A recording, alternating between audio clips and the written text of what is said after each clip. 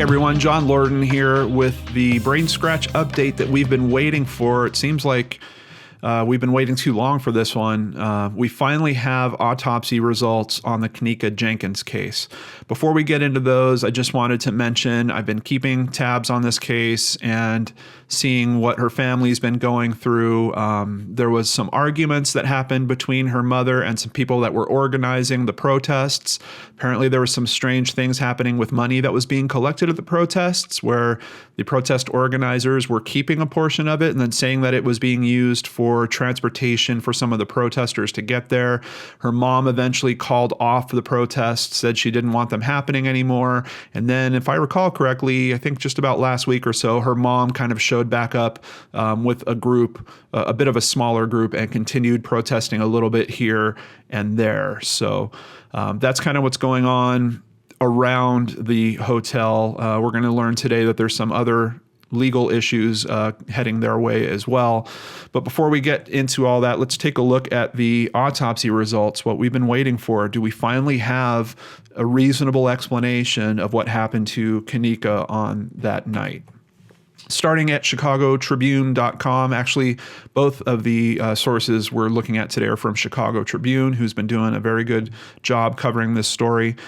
The Cook County Medical Examiner's Office has determined that Kenneka Jenkins' death at a Rosemont hotel was an accident. So that is their official call on it. They're officially saying, yes, this is indeed an accident, and their report seems to support that. She died of hypothermia from exposure to cold in a walk-in freezer. Alcohol intoxication and the use of a drug for treating epilepsy and migraines were significant contributing factors. And I think anyone that watched the footage can agree. We were all thinking that something else was going on there, that was the way she was walking around, the way her head was kicking back and all around, that it seemed to be much more than just someone that couldn't handle their alcohol. It seemed like there was some drug interaction going on, and it does appear that that was indeed the case here.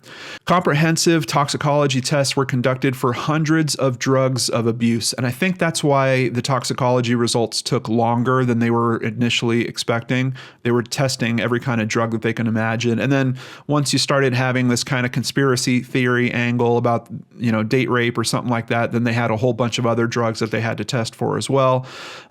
So they were testing for hundreds of drugs of abuse, medications, and other chemical compounds, and the office said it sought to see if date rape drugs were in her system. None were found, the office said. Outside of that, I've read through the whole autopsy. The results from the autopsy seem to be very strong, that there was no sexual assault that happened here. There was no assault that happened here at all. 2 small marks on one of her legs, and that's about it. No contusions around her head, nothing going on around her neck to make it seem like she was attacked in some way. Nothing like that at all. The testing found alcohol, caffeine, and the epilepsy migraine medication topiramate in Jenkins' system, the office said. Her family has said that she's not been prescribed the drug, but the level was within the therapeutic range. Her blood alcohol level was 0.112, higher than the legal limit of 0.08 for legally driving. The alcohol and the drug can enhance each other, the office said. And it does seem like that's what happened. Did she know that? Did she potentially take this pill? Did a friend of hers say, hey, this will help kind of, heighten your experience, or, get you more messed up or something along those lines? I don't know. Did her friend say, hey, this will make sure that you're not hungover tomorrow if you take this?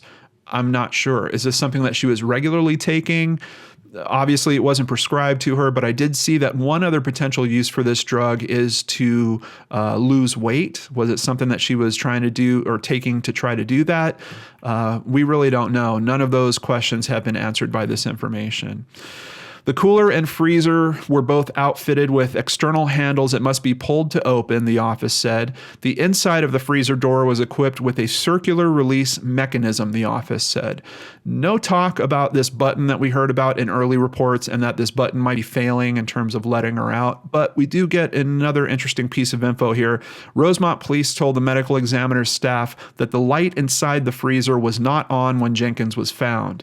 There is a light switch outside the cooler door, the office said.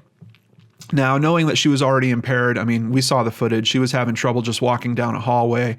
I think it would have been really tough for her to know how those door mechanisms worked, particularly in the dark. And according to the story from her friends, she didn't have her cell phone on her, so it's not like she had some kind of light source she could have kicked on to check the door and to figure out how that knob turns or how that knob works. So it's, you know, it seems to me like there might be some, not responsibility on the hotel's part, but to have the light switch outside for a light that you might need to see the mechanism to get you back outside seems a little short-sighted, just in my opinion. Is that going to come up in a court trial potentially against the hotel? I don't know. I don't know if it's really reasonable to hold them to that level. The autopsy results were released the same day that the family filed a legal document in Cook County Circuit Court claiming several padlocks that could have prevented entry to the unused freezer were available nearby but not used. And from all appearances, it seems like there is a lawsuit certainly coming from the family aimed at the hotel. I'm assuming it's going to be a wrongful death suit, but we don't have the details on that yet. Court filings also revealed that attorneys for Jenkins' family conducted a private investigation of the 19-year-old's death and found no evidence of injury from a physical attack or sexual assault. So not only do we have the coroner saying, no, there was no sexual assault, no physical attack, we have even the legal team for Jenkins' family confirming they have looked into it themselves. They are not seeing anything that states that. So jumping over to another link from Chicago Tribune, this actually has the full autopsy. I will have it in the description box below if you want to read through it for yourself. I just want to hit kind of their main conclusions here. Pathological findings, cold exposure, and they're noting she was found in a walk-in freezer. That's noted by the investigation, obviously. It talks about some lesions in her stomach. I think that is essentially showing that she froze to death when those lesions show up. Ethanol and topiramate intoxication. She had ethanol, just basically, alcohol from drinking, in her blood, as well as in the vitreous humor, the fluid in her eyes. Topiramate in her blood as well. And they're noting that she was visibly impaired due to the investigation. I'm sure that the coroner watched the footage as well.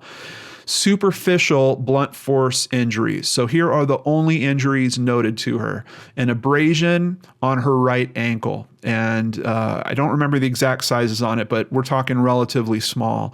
And then a contusion on her right leg. So we're talking a bruise on her right leg. I don't know if it happened possibly when she bumped into that railing. There's that one part of the footage in particular where she seems to be really stumbling very hard and she knocks herself into the railing. Could be that that's what the bruise is from, maybe even this small cut on her ankle. I'm really not sure. Let's jump into the opinion. This 19-year-old black female, Kenneka Jenkins, died of hypothermia due to cold exposure in a walk-in freezer. Ethanol and topiramate intoxication were significant contributing factors in her death. According to investigation, the decedent was found unresponsive in the freezer of the walk-in dual-compartment cooler and freezer unit, which was located in an unused kitchen of the hotel. Police and emergency medical personnel determined that the decedent was dead at the scene. I didn't have a very good understanding of that. And actually on the previous article, also linked down below, you can now see photos of the actual freezer. which give you a bit more of an idea about what type of space we're looking at here. It's actually not that big of a space, and there is a secondary compartment that's kind of attached to it. For some reason, my screen's frozen up. So, but just know that you can check the link out there if you really want to get a better idea of the freezer and see it for yourself. Because until I saw those pictures, I didn't really have a very good idea about what this space was laid out like. Video surveillance recorded the decedent entering the kitchen alone at approximately 0332 hours on September 9th, 2017, but recordings did not clearly show her entering the hotel walk-in dual compartment cooler and freezer unit. She was discovered unresponsive in the freezer approximately 21 hours after she was documented entering the kitchen. I'm just curious if the person that typed up this report was aware of all the kerfuffle about the footage, because it seems a little odd to me that that type of statement is on what is, the rest of this is a pretty scientific document in terms of how it's written. But here it seems like they wanted to be very clear. There is no footage of her actually entering the freezer. So we're once again getting that message loud and clear, but this time from the autopsy report. Per investigation, the walk-in dual compartment cooler and freezer unit was operational, although not currently in use by the hotel. The doors of both the cooler and freezer had external handles that must be pulled to open, and both doors were equipped with a circular, functional internal door opening mechanism. I don't know if they're describing a door knob or some other type of thing that you have to twist or put your finger in, or is it flat against that? I'm really not sure. If it was just a doorknob, I wish that they would say that. Unfortunately, the pictures don't really show the door in a position where I can get a good understanding of what that mechanism is like. The freezer was empty. The temperature within the walk-in freezer was 34 degrees Fahrenheit, approximately 2 hours after discovery. Note, the doors of the cooler and freezer had been open for approximately 2 hours when this temperature was recorded. The freezer had the capacity to go to 8 degrees Fahrenheit. At autopsy, the body was not frozen. It talks about the lesions and that the brain was swollen, normal for this type of death. Also notes the superficial abrasion, the scrape was on the right ankle and the bruise was on the right leg, but there is no other evidence of external or internal trauma. So then goes into the toxicology results, which we've already kind of hit on this. Basically, we at least know the answer to one of the big questions here. Was there a drug involved? Yes, there was a drug. It was supposedly taken within a medical range of someone that would normally be using it, but I'm pretty sure that there's also a warning not to use it combined with alcohol if you are someone that is prescribed that medication. So a little bit of a misuse of this drug going on.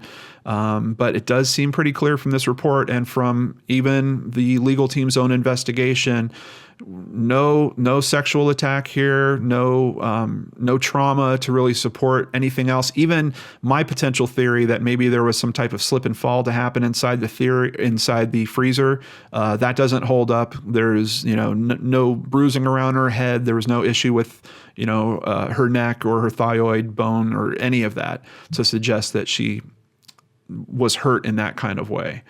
It really does seem like what it looked like on the outset. This is a girl that just unfortunately partied a little too hard and got into this area that turned out to be a bit of a death trap. Now, the question is, was that a foreseeable thing or not? And that, I believe, is going to be up to a judge and possibly a jury to figure out.